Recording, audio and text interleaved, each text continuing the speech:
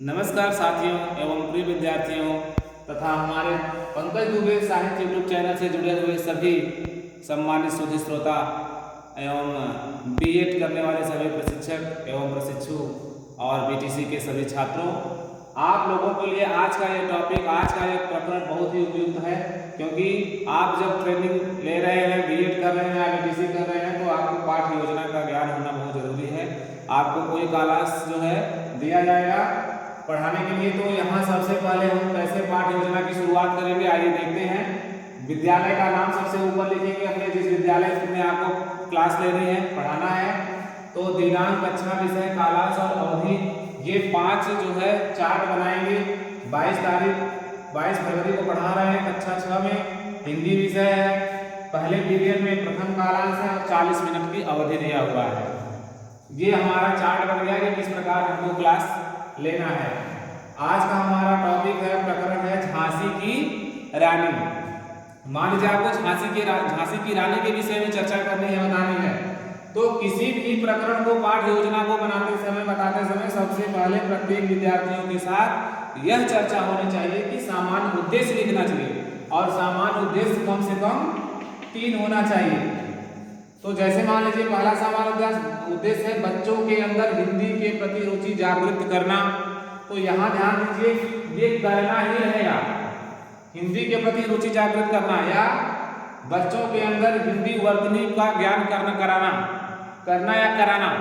और ये छात्र अपने देश की वीरांगना नारी के विषय में जानकारी, छात्रों को अपने देश की वीरांगना नारी के बारे में अध्ययन करना। तो यहाँ पर ये करना होगा, लेकिन जब हमारा विशिष्ट उद्देश्य होगा नंबर 2 पर, पहला सामान्य, दूसरा विशिष्ट, तो विशिष्ट उद्देश्य में छात्र अपने देश के प्रति स्वाभिमानी बनेंगे। यहाँ पर बनेंगे हो जाएगा, भविष्य काल की बातें हो जाएंगी। यहाँ पर करना और कराना है, यहाँ पर बनेंगे, करेंगे। दूसरे रूप में करेंगे, छात्र हिंदी के प्रति जो है जानकारी प्राप्त करेंगे। या तीसरा लिखेंगे कि छात्र अपने देश की वीरांगना नारी के बारे में जानेंगे। तो इस प्रकार से विशिष्ट उद्देश्य और सामान्य उद्देश्य सबसे पहले लिखा जाता है। इसके बाद क्या होता है, छात्र जो है, यहां पर हम एक लिखेंगे विशिष्ट उद्देश्य के बाद जो है शिक्षण विधि। तीसरा मेरा पॉइंट क्या होगा, शिक्षण विधि। किस प्रकार हम जो है शिक्षण विधि करेंगे, तो यहां पर हम लिख देंगे प्रश्नोत्तर विधि, प्रश्न की विधि लिखेंगे और व्याख्यान विधि लिखेंगे। ठीक है, तो हम व्याख्या करेंगे झांसी की रानी के बारे में, और फिर बोधात्मक प्रश्न करेंगे, वस्तुनिष्ठ प्रश्न करेंगे, या और जो है कक्षा कार्य देंगे, गृह कार्य देंगे, इस प्रकार से। इसके बाद जो है सहायक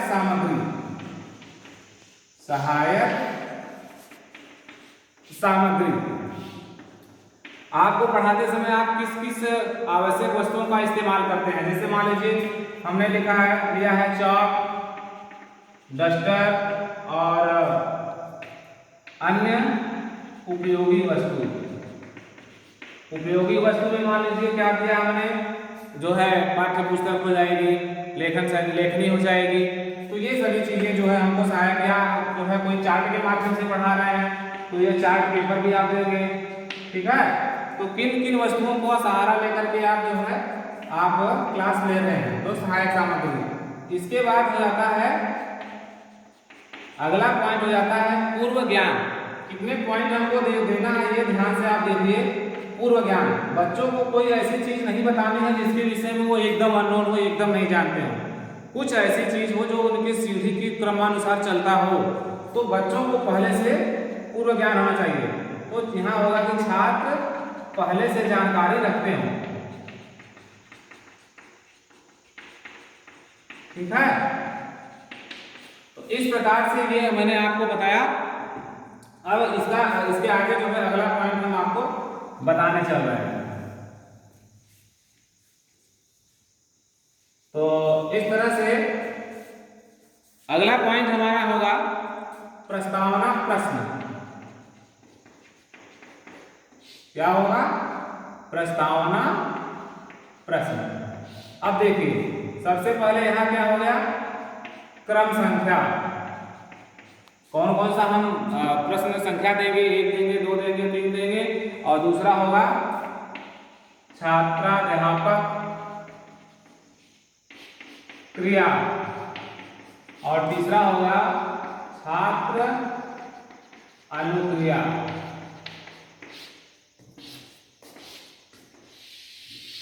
साथियों, सबसे महत्वपूर्ण विषय यही है। एक प्रशिक्षक की जो है सबसे बड़ी जो है पहचान यहीं पर देखी जाती है, उसकी प्रतिभा का। तो प्रस्तावना के प्रश्न जो होते हैं, जब तक बच्चा ये नहीं उगल लेता है तब तक जो है आप आगे नहीं बढ़ा सकते हैं। यह नियम के विपरीत होगा।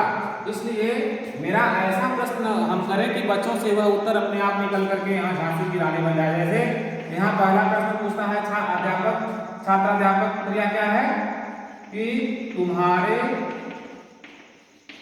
देश का क्या नाम है। अध्यापक पूछ रहे हैं कि तुम्हारे देश का क्या नाम है। बच्चा बोलता है भारत। अब मेरा यहीं से दूसरा प्रश्न बनना है, ये देखना है कि सफल हमारा प्रशिक्षण या हमारा जो है पाठन शैली, अध्ययन, अध्यापन तभी सही होगा जब इस उत्तर से ही प्रश्न बने, है ना। तो यहाँ दूसरा प्रश्न बनेगा, भारत किन विदेशी शासकों का गुलाम था। दूसरा प्रश्न यहीं से बन रहा है कि भारत किन विदेशी शासकों का गुलाम था।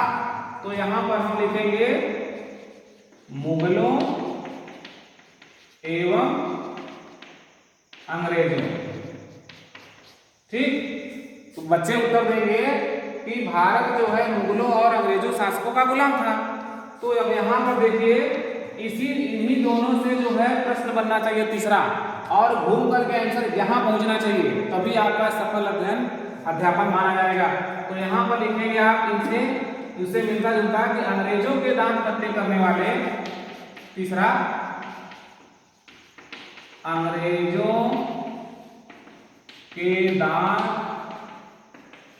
खट्टे करने वाली भारतीय वीरांगना कौन थी। अब देखिए अंग्रेजों है ना, मुगलों है और अंग्रेजों है, तो किसी एक से बना है।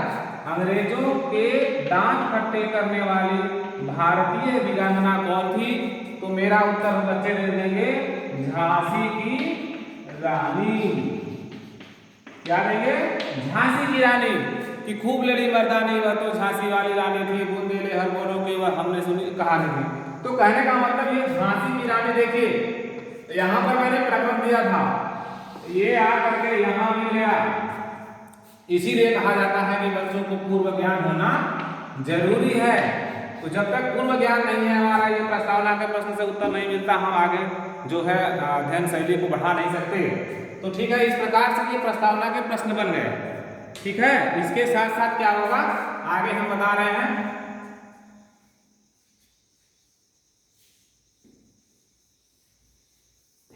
अगला पॉइंट होगा उद्देश्य कथन। यह पॉइंट मेरा होगा उद्देश्य कथन। तो यहां लिखेंगे छात्र झांसी की रानी के बारे में जानेंगे। अब यहां पर मेरा उद्देश्य होगा कि छात्र झांसी की रानी के बारे में जानेंगे। ठीक है, फिर अगला पॉइंट मेरा होगा प्रस्तुतिकरण। यहाँ पर अध्यापक जो है अपनी व्याख्यान शुरू कर देंगे, क्योंकि हमारी विधि क्या है, व्याख्यान विधि और प्रश्नोत्तर विधि। तो यहाँ पर अध्यापक के द्वारा क्या होगा, आदर्श वाचन शुरू हो जाएगा और बच्चे क्या करेंगे, सुनेंगे। ठीक है, आदर्श वाचन के बाद अगला पॉइंट हो जाएगा अनुकरण। ठीक, यह अनुकरण अध्यापक यहाँ से आदर्श वाचन करेंगे और बच्चे जो है उसका अनुकरण करेंगे। अगला पॉइंट हो जाएगा मेरा अगला बिंदु काठिन्य निवारण। तो काठिन्य निवारण में हम शब्दार्थों को लिखेंगे। कठिन शब्द जैसे होते हैं, मान लीजिए छोटा बच्चा है, वो शत्रु का मतलब नहीं समझ रहा है, तो हम दुश्मन लिख देंगे। या भिक्षु का मतलब नहीं समझते हैं तो उसको बता दें दुश्मन, या बिगुल का मतलब बता देंगे कि हाँ निनाद एक लड़ाई का उद्घोष। तो ये सभी यहाँ पर शब्दार्थ को देना पड़ता है। इस प्रकार से हम काठिन्य निवारण के बाद जो है आगे फिर जो है भाव विश्लेषण करेंगे। अगला मेरा बिंदु होगा भाव विश्लेषण करना। यहाँ अध्यापक जो है व्याख्या करेंगे, ठीक है। अब जो है अगला बिंदु मेरा होगा भाव विश्लेषण करना। अध्यापक के द्वारा झांसी की रानी के विषय में जो है व्याख्यान देना, जो है वो लेक्चर देंगे या अपने जो है विचार को बताएंगे, अपनी भावनाओं को किसकी, झांसी की रानी के बारे में बताएंगे। इसके बाद बच्चे जो है दोबारा क्या करेंगे, अनुकरण वाचन करेंगे। वे सुनेंगे और अपने से भी फिर जो है अनुकरण वाचन करेंगे, उसका मंचन करेंगे और अध्यापक से उसके विषय में चर्चा करेंगे और जो चीजें संदेहास्पद है उसको पूछेंगे। इसके बाद क्या होगा, जो है फिर अध्यापक क्या करेंगे, बोधात्मक प्रश्न करेंगे। बोधात्मक प्रश्न करने के बाद अगर बच्चा सही जानकारी दे रहा है तो ठीक है, नहीं तो फिर छोटा सा जो है विश्लेषण होगा, ठीक है। ये विश्लेषण करेंगे अध्यापक और फिर जो है इसके बाद का जो पॉइंट आता है वह होगा कक्षा कार्य।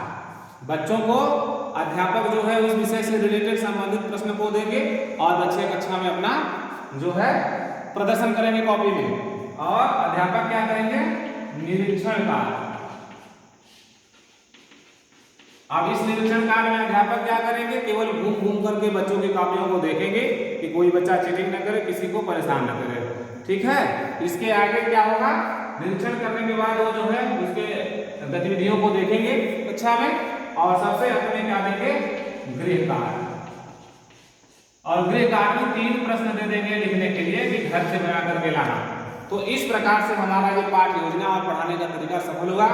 बीएड करने वाले सभी प्रशिक्षुओं से मेरा निवेदन है कि एक बार नहीं 2 बार इस पाठ योजना को देखें और जानकारी प्राप्त करें और पढ़ाने के सही तरीकों को अपनाएं, जिससे आपका पठन पाठन और अध्ययन अध्यापन की शैली अच्छी होगी और ये आप आज का क्लास आपके लिए बहुत उपयुक्त होगा। आज के लिए इतना ही, धन्यवाद।